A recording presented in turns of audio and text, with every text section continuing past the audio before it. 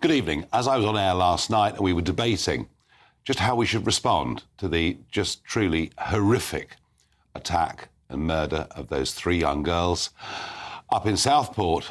I raised a couple of questions. I said, why is it these days, whenever something happens, we're told almost immediately it's a non-terror attack? And I was very struck the week before in Kent that a lieutenant colonel in full uniform is stabbed and nearly killed in the street. It's a non-terror attack. I also asked, in the wake of the murder that we saw that was declared to be terrorism in Hartlepool sometime last year, that it seems whenever these things happen, there is a reluctance to tell us the full truth.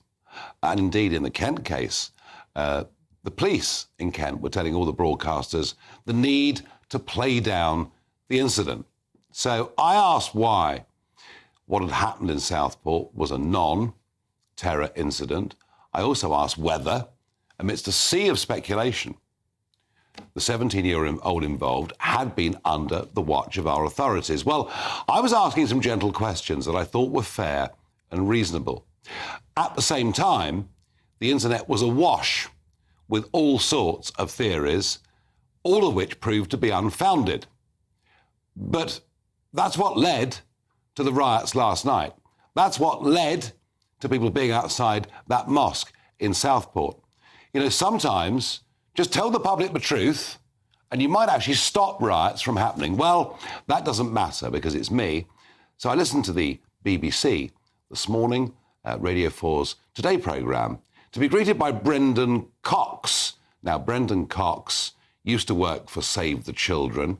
He's held up to be this paragon of virtue, although the circumstances after claims of all sorts of sexual misconduct under which he left wouldn't necessarily suggest to me that he was a paragon of virtue.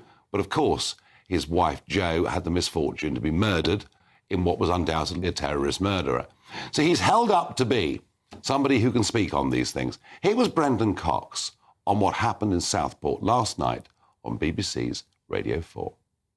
But the willingness of supposedly mainstream politicians, somebody like Nigel Farage, to put out that kind of insinuation, that line of, you know, is the truth being withheld from us? Not do we not know some of the answers to this, which we certainly don't, but is the truth being withheld from us? Is this person being monitored? Some people say they are. It's right out of the Trump playbook.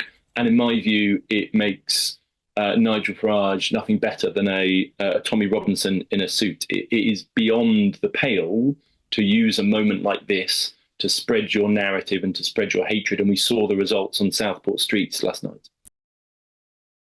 So there we are. There was Brendan Cox, the high priest of virtue. Alongside him, there was a representative of hope, not hate. Yes, you would have thought, to listen to these people, that I was arm in glove with Tommy Robinson, which I never have been and never ever will be.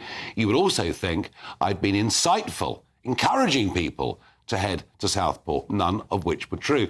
And interestingly, a lot of Labour MPs attacked me, and I suspect that's because the Labour Party know there is a very deep sense of unease out there in this country as to what is going on. And it's not just what happened in Southport, it's what happened later on that evening in Southend, which I will come to. It's the marches, it's the mob violence, it's the situation in Leeds where the police literally withdraw and allow a riot to continue. And it's also, in many, many cases, a feeling of double standards of policing. But I also spoke today to a Northern Ireland Member of Parliament, somebody of a certain age who'd lived through the Troubles, and he said, well, whenever there was an outrage in Northern Ireland, the first question anybody asked was who was the perpetrator and had we been let down by the security services? I think what I asked was perfectly fair and reasonable. I think if my questions had been answered, that mosque would not have been attacked last night. Let me ask you, is it fair and reasonable to ask questions in circumstances like this? Give me your thoughts. Farage@gbnews.com.